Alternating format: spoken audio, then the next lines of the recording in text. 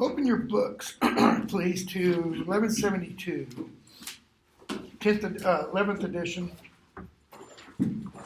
10th edition is going to be around 1535, 1536, something like that. So we're starting to discuss Shakespeare today. We're going to spend the next several weeks, looks like a month and a half almost, talked about Shakespeare and two of Shakespeare's plays. Midsummer Night's Dream, probably his most famous comedy, romantic comedy.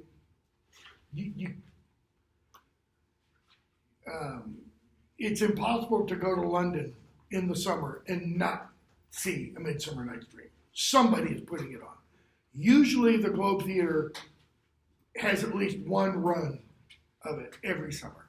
And then even more time will be spent on Hamlet. Perhaps the greatest play Shakespeare ever wrote. Some would say, no, that's King Lear. One of the two. Okay.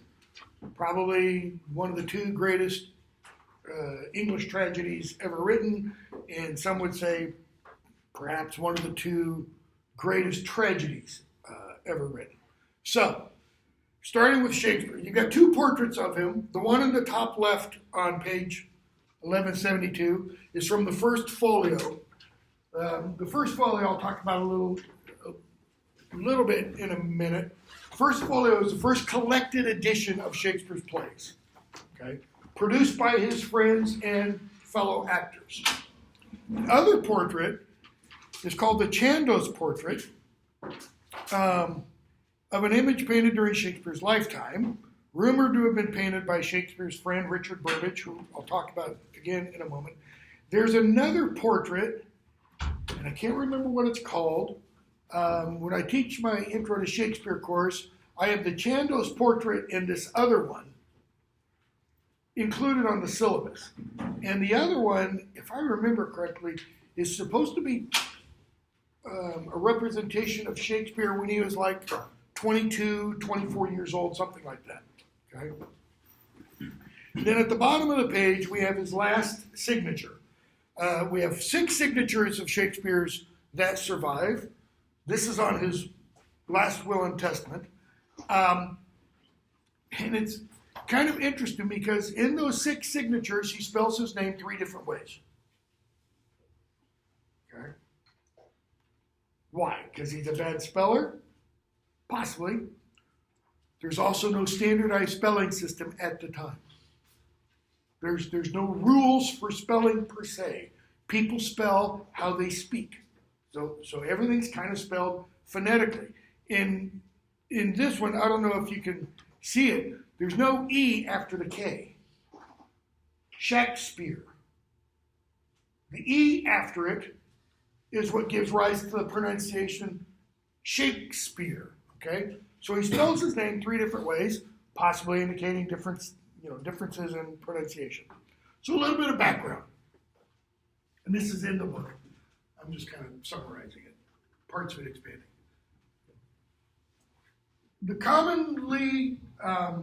Shakespeare's birthday is commonly attributed to April 23rd, 1564. Okay?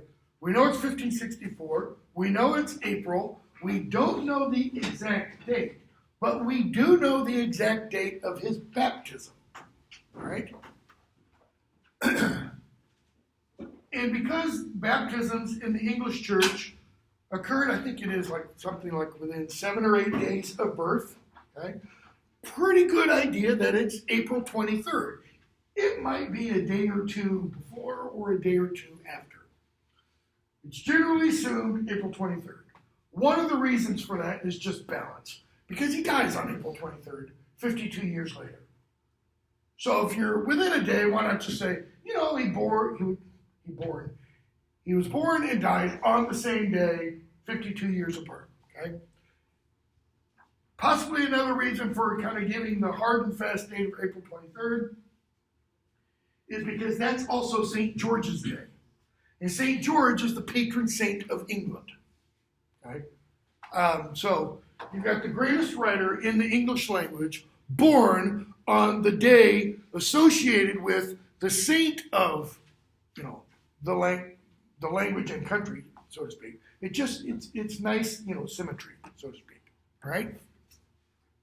He's born into a Catholic home when Catholics aren't necessarily celebrated, let's put it that way. It wasn't good to be a Catholic in the 1560s. Queen Elizabeth, the first Queen Elizabeth, became queen in 1558. She was Protestant, but she was kind of a middle-of-the-road Protestant. She followed the advice Bill Clinton gave to gays in the 1590 when he was president, and they wanted to be in the military. 4 words: don't ask, don't tell. Don't ask somebody whether or not they're gay, and don't tell anybody whether or not you're gay. Same mentality. Don't ask somebody if they're Catholic, and don't tell anybody if you are Catholic. Now, within a few years of his birth, it gets to be harder and harder and harder to be a Catholic because the state is becoming more and more and more anti-Catholic. By this time runs around, early 1590s, if you're a priest, Catholic priest, not Anglican, if you're a Catholic priest and you're in England, that's cause for your execution. Even if you're not celebrating the Mass, just being a priest in England is cause for your execution. Okay? And we know of priests who were executed. One of the writers we're going to read had an uncle who was killed, had a brother who was hunted down. He wasn't a priest even. He was still Catholic. Okay? So, born April 23rd, 1564, dies exactly 52 years later at the ripe old age of 52. Let me jump away from this for a moment. And I erased it. I had it over here. I can do it here.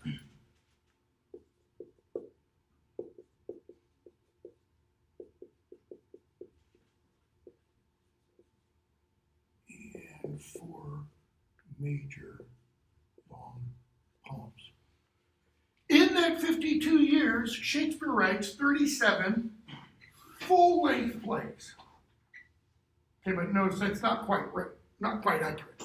154 sonnets. Sonnets are 14-line poems, so we're talking a couple thousand lines, almost. And 4 long poems. I think the shortest of which is about 500 lines. So you have another couple thousand lines here. Okay, but he doesn't start writing these obviously when he's born, and he's not writing them when he's 10. He might be writing them, some of them, when he's 20. But it's probably more fair to assume that he probably starts writing these somewhere in this period, which I'm going to talk about in a moment. So let's assume he starts writing some of these in 1590, right? We know he stops writing everything. Qualify this. Everything solely authored by him in 1612. Writes his last play. Moves away from London. Goes back to Stratford upon Avon. Okay? So, that's what? 22 years. In 22 years, he writes 37 full-length plays. Comes out to almost an average of 1.5 plays a year. Plus 154 sonnets, which he probably writes in the mid-1590s, and then these 4 long poems. And we know these are in the mid-1590s. Okay? What's my point? These aren't like most of the plays that are in your book. Most of the plays that are in your textbook are short plays. 1-act plays, some 3-act plays. They're at most 20, 30 pages long. Most of Shakespeare's plays are 70, 80, 90, 100. We're going to get to Hamlet. If you were to put on a full production of Hamlet, not skipping anything, you're looking at a 4-hour production. Yeah. Midsummer Night's Dream is, if you do the full play, about 2.25, 2.5 hours. I don't think I've ever seen a production of Midsummer Night's Dream where it has been the entire play. Most theater companies today, they take stuff out of whatever the play is, okay? So think about that. 1.5 Shakespearean plays a year. Shakespeare's worst play is better than most of the best other playwrights when he's alive. Worst play, probably something like Titus Andronicus, which is just blood and gore everywhere. Okay, that's not why it's the worst play. It's one of the plays that has some of the least lofty thoughts and ideas and themes. It's pretty much just pure revenge. I'm going to kill everybody because they went after my family kind of a thing. Okay? It's a revenge kind of tragedy. It's based on history, but kind of a revenge thing. Okay? So, let me back up a little bit. When he's 18 years old, he marries Anne Hathaway. Okay, he's born in Stratford-on-Avon. If you're looking at a map of England right here, London's here, okay? Oxford's here. It's about 60 miles away. In Stratford-on-Avon is about 30 or 40 miles from that. Okay? Culturally speaking, Stratford-upon-Avon is to London what Woodbury is to New York City. Get the idea? Woodbury's not known for its cultural excellence. I know they've got Cannon County Theater, that kind of stuff. That's not Broadway, folks. London is Broadway. Stratford is Podunksville, middle of nowhere. Okay? If you ever get the opportunity, I highly encourage you to go to Stratford, go to the Swan Theater, see a production by the Royal Shakespeare Company. You probably won't see better actors in the world. I got family in Oxford. You got I have some cousins. Family? In Oxford. one of the greatest actors alive is a guy named Mark Rylance. Won an Academy Award a couple of years ago for something. His start is in theater. He was the artistic director for the Globe Theatre in London for its first 10 years. Saw him several times. The guy could probably read the telephone book and make it interesting. He's so amazing. In one sense, he's crazy, because I'm going to talk about this in a moment, and he's one of these, okay, which we'll get to. So, in 1582, he marries Anne Hathaway. He's 18 years old. She's 26. Okay? To be a 26-year-old unmarried woman in Elizabethan England, there's a phrase that is no longer used, okay, but I'm going to use it because, I like violating all the conventions. She was an old spinster at 26, right? I mean, if you weren't married usually by 25 in Elizabethan England, and a woman, you weren't going to be married, okay? But she does get married, and the reason why is because 6 months later, they have their first child. Not prematurely. It's a shotgun wedding. Okay? They didn't get married in Stratford-on-Avon. We know because we have the marriage records of Stratford-on-Avon in 1582. They're not mentioned anywhere in any of the churches. There weren't many, but they're not mentioned in the Trinity Church. Okay? In English custom at this time in the religious and its actual part of the civil custom.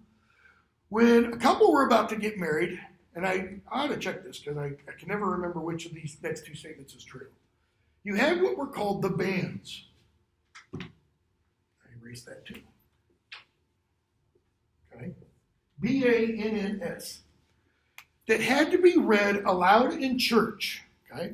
And this is the part where I'm unclear. It was either read the 3 consecutive Sundays before the wedding. So if you're getting married on this day, this Sunday, this Sunday, this Sunday, the priest/rector of the church had to announce the banns. Or it was one Sunday for each of the 3 consecutive months before you were married. I'm pretty sure it's the 3 consecutive Sundays. And the banns were, and you've probably heard this phrase because you hear it on TV and wedding ceremonies and TV wedding ceremonies and such. If anyone knows any reason why these two should not get married, let him speak now or forever hold his peace. Okay? The reasons usually are, 1, he's a rapist. 2, she's not a virgin. Like, I know she's not a virgin because I slept with her. That would be cause for the wedding to not go through. Okay? If the intended groom, decides, okay, I'm not going to go through it. In this case, we know she wasn't a virgin because Shakespeare had slept with her and has a child by her later. Again, we know the banns were not read for their marriage. Okay? Then, 1.5 years, 2 years later, they have twins. So the daughter is named Susanna. She marries a doctor, goes on well in life. Then they have twins, Hamnet and Judith, born in 1585. Okay? Hamnet's going to die fairly young, 1598, 99, something like that. Okay? Which I think is a cause for a turn in Shakespeare's mentality. Because it's in the late 1590s, early 1600s, where he starts really going into tragedy. Okay?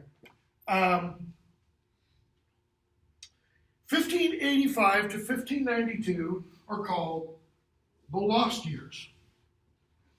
And they're called the Lost Years because we don't know with any shred of evidence what Shakespeare was doing during those years. There's no reference to him being in Stratford.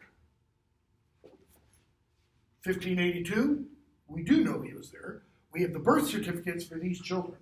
We know he was still there. It's like 1585, he falls off the face of the earth. 1592, we have the first reference to him being in London. And it's not, hey, I met this guy named Will Shakespeare who's from Stratford. It's not that kind of, it's a public reference. It's in a published work that he is referred to. So more than likely, he's probably been in London for a year or 2. Most scholars think he was probably in London by 1590. Okay? And so in 1592, this guy named Robert Greene refers to Shakespeare by name in a publication. And he's referring to him because he doesn't like him. He's jealous. Because Shakespeare is drawing more of an audience, more attention than he is. And Robert Greene's been around for a while, writing in London. Okay? And Shakespeare is this, as he refers to him, upstart crow. Okay? And then he quotes a line from one of Shakespeare's plays. And that's how we know this is a reference to Shakespeare. And then he has another line that says, who thinks he can shake, end of line, a spear. And it's pretty clear he's talking about Shakespeare. Okay? So we know he's in London as of at least 1592. Definitely by 1594, did not put the date up. Definitely by 1594, he is a member of what's called the Lord Chamberlain's Men, an acting company. They're called the Lord Chamberlain's Men because the Lord Chamberlain, who is the right-hand man to Queen Elizabeth, second most powerful person in the country, if you don't count her spy chief, okay, is the patron of this acting company. He's paying their bills, in other words. All right? When Queen Elizabeth dies in 1603, and King James becomes King of England, he's James the Fourth of Scotland. He becomes James the First of England. Okay? They then get the name, he becomes their patron.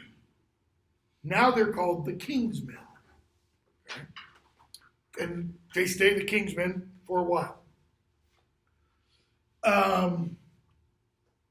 Mid-1590s, I mentioned, Shakespeare's probably writing these sonnets. He's written these 4 long poems. We're pretty sure he wanted these published. Okay? We have no idea if he wanted these published. We don't have any of the sonnets in Shakespeare's own handwriting. We don't have, I'm nearly positive, that we don't have any of this in Shakespeare's own handwriting. Pretty much all we have in Shakespeare's handwriting are the 6 signatures and some revisions he made in a couple of plays by friends of his. These are manuscript versions of their plays that they apparently said, Will, can you take a look and help? And he crosses out lines and adds lines. So, I mean, he's like a collaborator on these plays, but they're not long stuff, okay? So we don't have anything surviving, anything literary, complete, in Shakespeare's own handwriting, okay? Which I'm going to get to why that's important with this in a moment. 1576, so back when Shakespeare's only 12 years old, this guy named James Burbage erects a building for putting on plays, okay, on leased land. The guy who owns the land is a staunch Puritan. Not Puritan like we think of Puritans, the Pilgrims landing, with the Quaker oatmeal box with the guy dressed funny, not that kind of Puritan. These are Puritans who are radical Protestants, right, against Catholics. I mean, the Pope of Rome is the Antichrist, that kind of Puritan, all right? So this guy's a radical Puritan, and he doesn't like plays, but he allows Burbage to build this building, all right? 1576. The Lord Chamberlain's men, when Shakespeare comes around, the Lord Chamberlain's men are acting in that building because James Burbage is essentially the manager of the acting company. And his son is the leading actor. His son, Richard Burbage, was a good friend of Shakespeare's. There's anecdotal evidence that says all of the great tragic roles that Shakespeare wrote, he wrote for Richard Burbage to act. King Lear, Hamlet, Othello, etc. All right? Because he was a great actor. Other people referred to him. I should mention, other than Robert Greene, other people in the mid-1590s and later, they're referring to Shakespeare too. We have people, writing down in journals, saw Shakespeare's, and they mentioned the name of the play. One of those people is a guy named Philip Henslowe. Watch Shakespeare in Love with, crazy lady.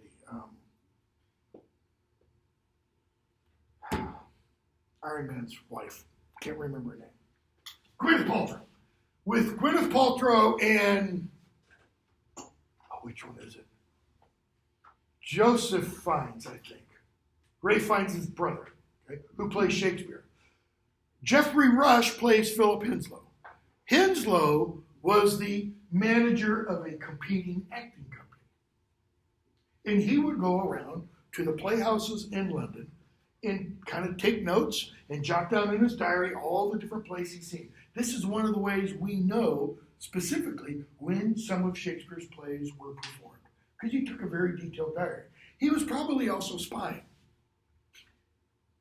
Getting ideas, go see a play, and then would send one of his actors there to watch the play and try to memorize it.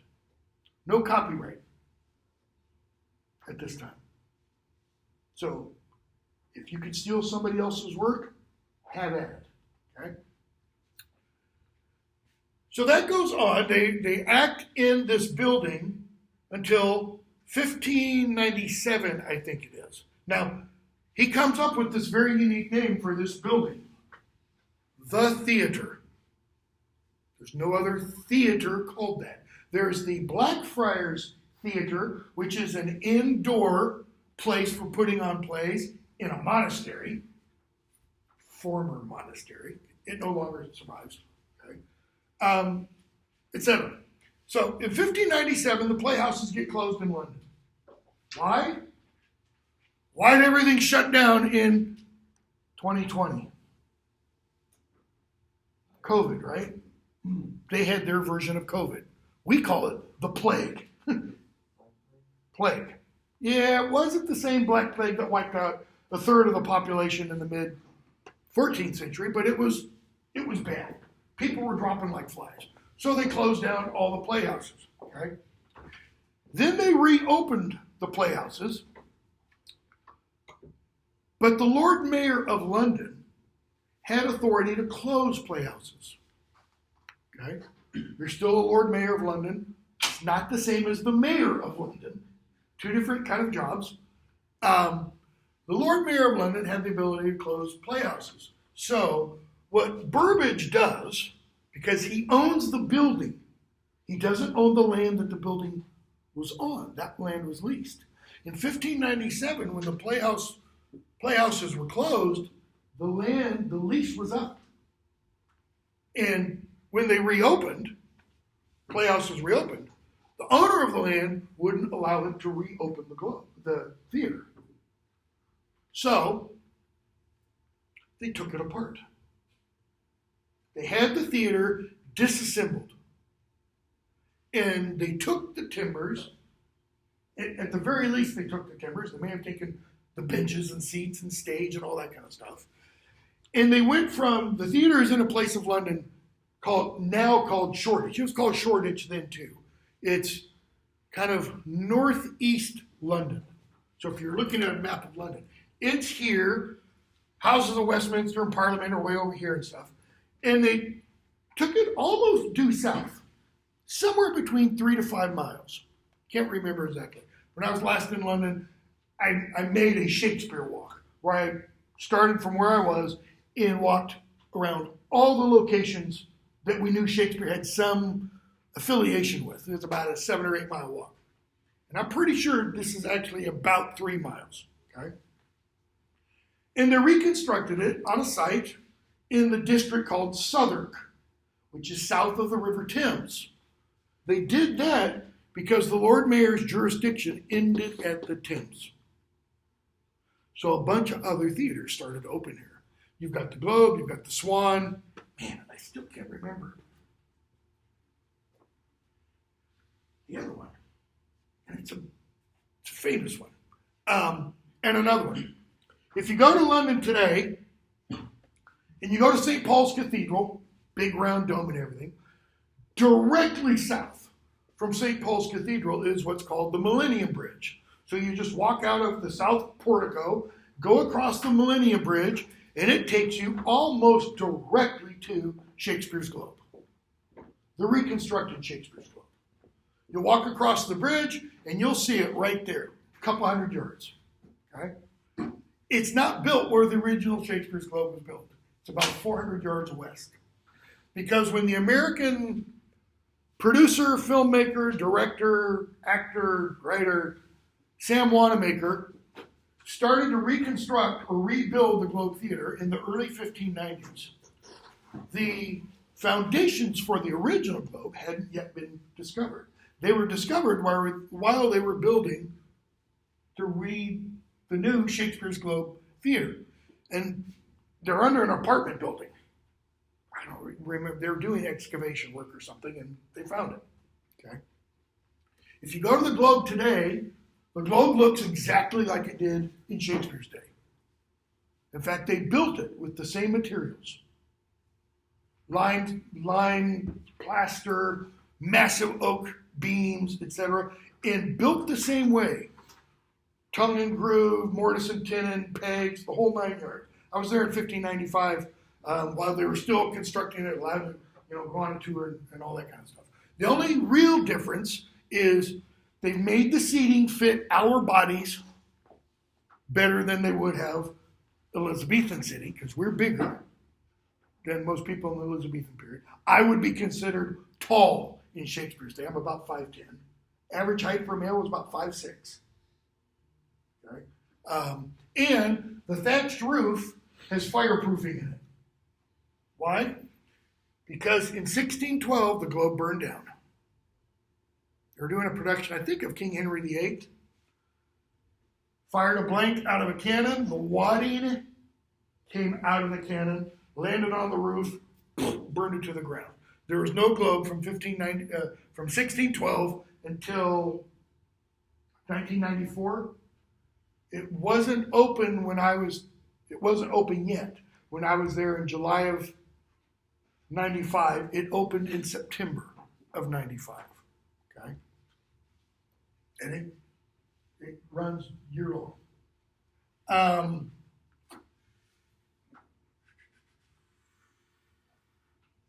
Okay, let me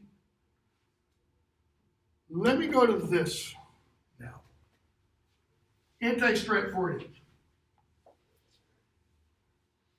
There are people, a lot of people, big names, who say that the William Shakespeare, who was born and raised in Stratford-upon-Avon and who attended the King Edward VI school, grammar school, in Stratford-upon-Avon,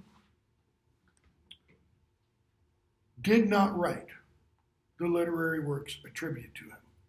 Or, at the very least, did not write the plays attributed to him. Okay? And they argue that on the basis of a variety of reasons. Some of the reasons are kind of logical reasons. Some of the reasons are kind of based on what they consider to be facts. All right?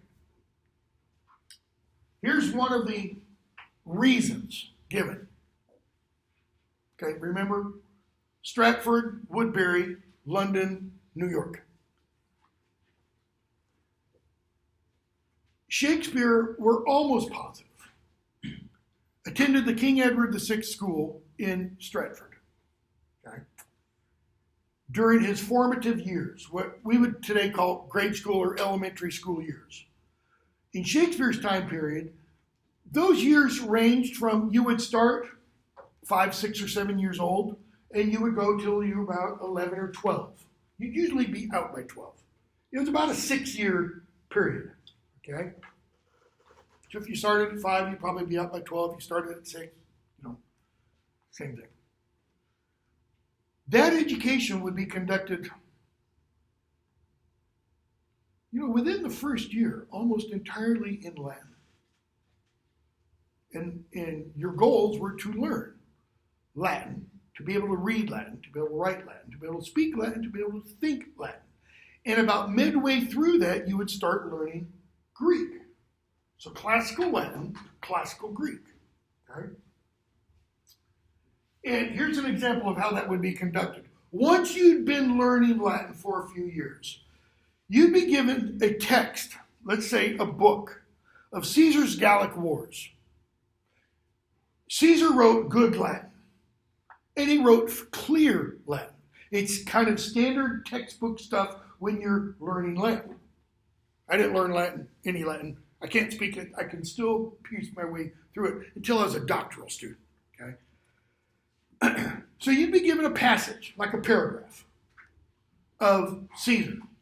And then you take out your slate, which would be about this size, okay, with a piece of chalk, and you'd be told, translate this into English. So you have your Latin in front of you, you have your slate, and you write, etc. And then the headmaster would come around, look at your translation, and if it's pretty good, you'd get, probably not praise, but not bad. But if it was bad, you'd get rapped on the knuckles. Okay? That's the easy part of this exercise. Then comes the hard part. The original Latin would be taken away, and you'd be left with your translation and another slate. Translate what you have back into Latin. And it had to match perfectly what was in the original Latin. Misspelled, you couldn't have any misspelling, you couldn't have punctuation errors, etc. And if you didn't get that right, you'd really get wrapped. Okay? Why is this important? After Shakespeare dies, 7 years later, Burbage, not James, Richard Burbage, and John Hemmings and Henry Condell, 3 of Shakespeare's co-actors and co-company owners, they held stock in their company. Their company kind of sold stock, so to speak. They get together and they produce what's called the first folio, what I mentioned earlier, the first collected edition of Shakespeare's plays. But the book has a bunch of commendatory verses, poems, at the beginning. Shakespeare's great, extrapolate, big long poems. Well, Ben Jonson writes one of those.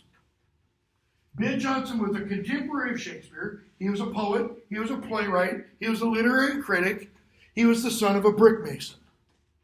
In other words, son of a blue-collar worker. Take that back.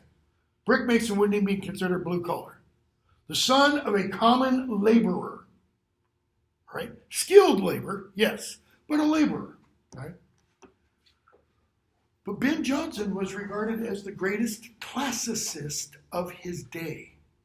He knew Greek and Latin better than anybody else, other than maybe Greek and Latin professors at Oxford and Cambridge. Okay? And in that long dedicatory poem that he writes to Shakespeare, or for Shakespeare, he says, though he had little Latin and less Greek, Shakespeare had little Latin and less Greek.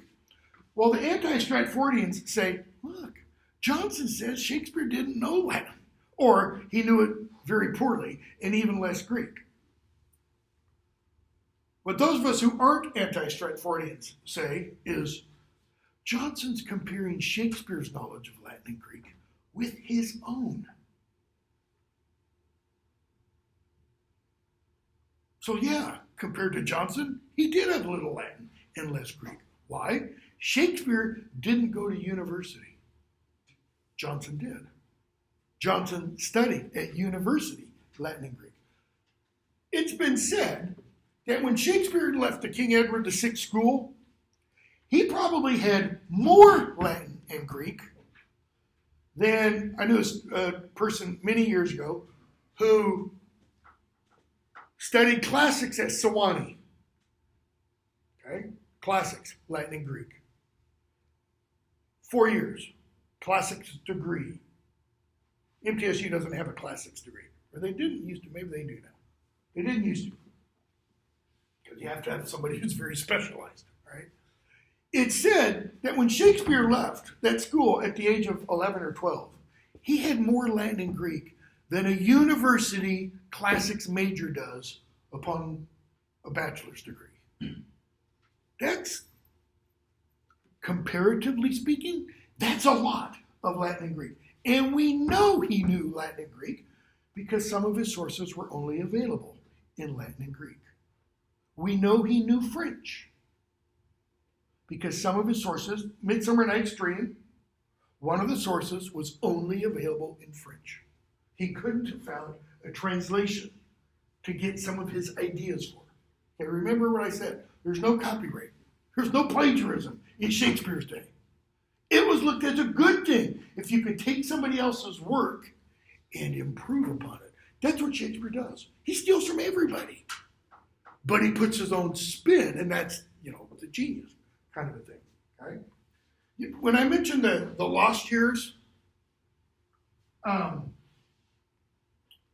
just to go back there for a moment, You know, did I mention some of the things he might have been doing during that 7-year period? Some people say he was a headmaster at a school. There's no proof. Others say that he was a traveling actor. There's no proof. Others say that he traveled the continent for 7 years, while his wife and 3 kids are at home in Stratford. Being supported how?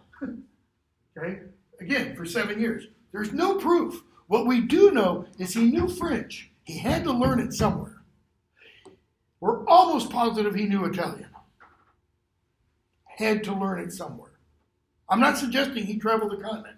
There's nothing that suggests that. What this is kind of getting at is Shakespeare obviously had what's called a facility for language. You know, some people have a facility for numbers. They're born mathematicians. I'm not. I go numbers, you know, give me words. Right? Others have abilities for sound, like sound engineers. They can hear things I'll probably never hear, kind of a thing. Shakespeare had a gift for language, and probably, I think, languages. If he had wanted to, he probably could have picked up a whole bunch of languages. Okay? So the anti-Stratfordians take that comment by Johnson and say he had little Latin and less Greek. How could he have written the plays he wrote? He didn't go to university. Okay? What the anti-Stratfordians, beginning with the very first one, and this was a guy in the 19th century, who said William Shakespeare of Stratford-on-Avon did not write the plays attributed to him because the only person who could have written those plays would be somebody who went to university. Oxford or Cambridge. Okay?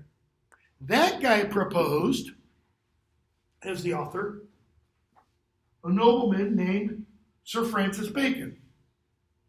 Bacon was a widely published author.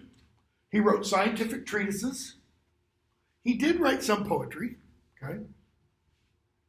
But he says, nah, this has all the hallmarks of Francis Bacon in it. Okay? Later in the 19th century, somebody else said, no, it's not Francis Bacon, it's Edward de Vere, the Earl of Oxford at the time. Okay? Because he had the kind of education, he had the kind of training that could produce this kind of work. All right? Since then, others have come up with other names. And when I mention anti-Stratfordians, these aren't know-nothing rubes or hicks. George Bernard Shaw, one of the greatest playwrights of the English language, was an anti-Stratfordian. All right? A lot of famous actors are anti-Stratfordians. Oliver Wendell Holmes, one of the supposedly greatest justices of the Supreme Court, didn't believe Shakespeare was Shakespeare. Arthur Conan Doyle of Sherlock Holmes, thank you, didn't believe Shakespeare was Shakespeare. The guy I mentioned, Mark Rylance, the first artistic director of Shakespeare's Globe, 1595 to 2005. I think one of the greatest Shakespearean actors who has ever lived. I've seen him in probably, 15 productions. Probably one of the greatest actors alive, literally. He can play a woman as well as he can play a man, because he did it in a lot of Shakespeare plays. He doesn't think Shakespeare wrote these plays. He says it at the opening of his book called The Play, about Shakespeare's Globe, okay, recounting the first 10 years. Okay? Ultimately, all the reasons that they promote, including where was he, during this and all this kind of stuff, gets down to one idea. He didn't attend university. How in the world could somebody who doesn't have a college education write this stuff? That's elitist to take the most degrees you can. Because what does that say? Unless you went to Oxford or Cambridge, you are incapable of this kind of writing. There have been a lot of authors who didn't go to Oxford or Cambridge who were capable. Maybe not of this, because nobody else has written like Shakespeare Okay? Another one of the reasons they give, I don't know, I'm spending way too much time on this, is Shakespeare dies in 1616. When he dies, nobody says anything about his death. If a famous playwright today dies, it's in the news. Guess what?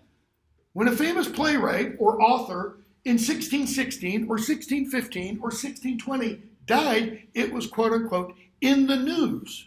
The news being somebody would publish a little book of poetry celebrating that person's life and art. There was a guy named Edmund Carey, last name spelled C-A-R-E-W, but pronounced Carey, who died in,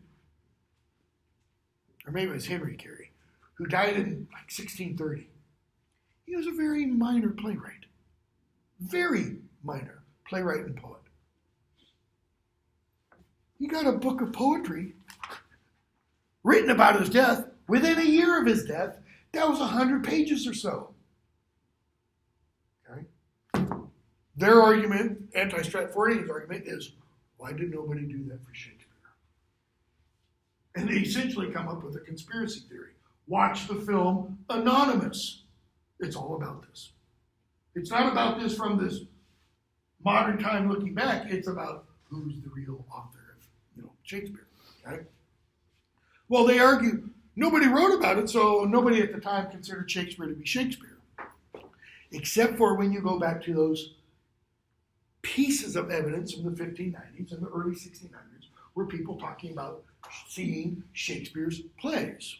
Okay?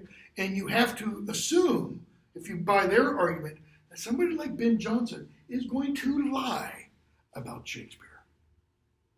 Jonson writes this big, long poem. And one of the things Jonson does there, and I don't think he realizes he does it, is he shows how jealous he is of Shakespeare. It's like, man.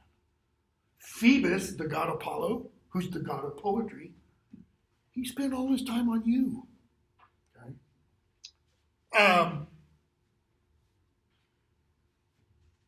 Anything else? That kind of stuff. No. Let's jump over to here. So that kind of handles Shakespeare. Briefly, in pages 1174 and following, on 1174, you've got three different kinds of plays mentioned, genres of plays, in italics, not in boldface. But I want you to know what those are. Mystery plays, miracle plays, morality plays. Mystery plays are plays on biblical events or themes. In your book mentions creation, crucifixion, things like that. Okay? Take a biblical story, put it in a play. Miracle plays are about saints or saints' lives. Why? Because saints do miracles. That's why they're considered saints. Okay? Morality plays are exactly what they sound like. They're about morality, and they are allegories.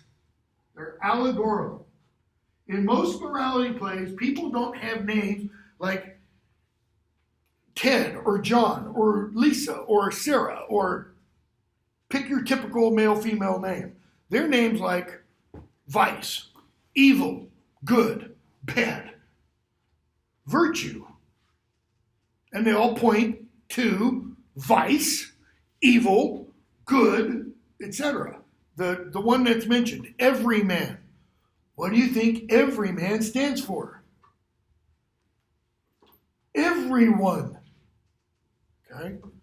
And you have in there vice and evil and good deeds and bad deeds and drunkenness and sobriety, all those kinds of things. Okay? These kinds of plays are very seldom produced today. For one simple reason. They are all about this. Horace was a first century Roman poet, right?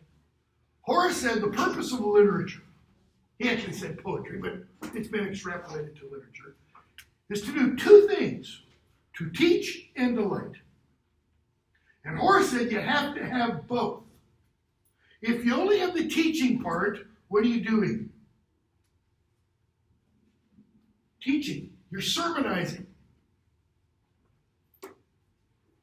How many want to pick up something solely to be taught when you want maybe to have your attention diverted? You know? So it's got to have something that delights in it. Okay? Similarly, he said it can't just be delightful. Why? Because then it just becomes frivolous. There's no point to it. Then it's entirely diversion. So he says, you got to mix the two.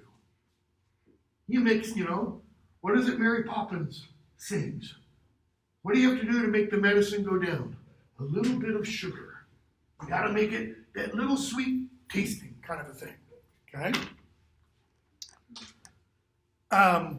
So that goes and talks about the plays.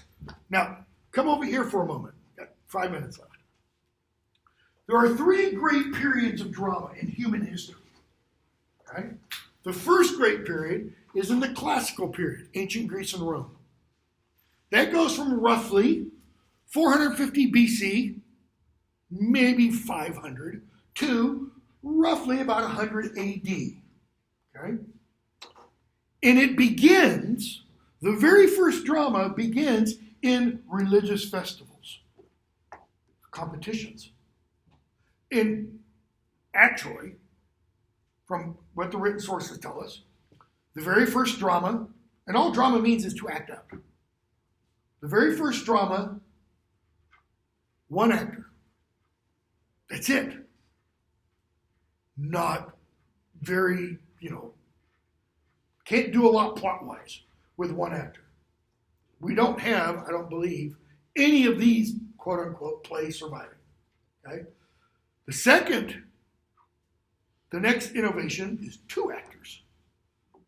So if you have 1 actor, what do you have? Monologue. 2 actors, dialogue. Now you can get somewhere. Sophocles, I think it's Sophocles, comes in. There's so much I've forgotten. Sophocles, I'm pretty sure it's Sophocles, like I said, comes in and introduces 3 actors. Now you can get into some real conflict. Okay? Think of, Oedipus. Oedipus, Creon, chorus. Oedipus, Tiresias, chorus. You don't have Oedipus, Tiresias, Creon in chorus. You don't have 4 actors on the stage. That gradually develops. But then that dies. Roughly, 100 AD. It really dies 410 AD when Rome is overthrown.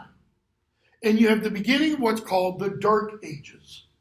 The Dark Ages go roughly from about 400 to 1000 AD. They're called the Dark Ages because people in the 1400s called them the Dark Ages. Why? Because classical learning died out, they thought. It didn't literally. There were monks who kept that learning alive, right? And in the Middle Ages, beginning around 1000 AD, okay, drama starts up again. And your book talks about this. And where does it begin? It begins the same place it began in ancient Greece, in a religious ceremony. It begins in the Catholic Church in England during the Easter services, or the services leading up to Easter. There's a trope called the Quem Quaertus. I think it's in the 10th edition. It's a Latin phrase. It means essentially, where is he? Okay? Or where have they laid? And in this trope, you have in the church, you get the gospel passage on the resurrection Sunday, where the Marys run to the tomb, and they see the tomb door rolled open, and there's an angel sitting there, depending on which gospel you read. And they ask, where have they laid my Lord?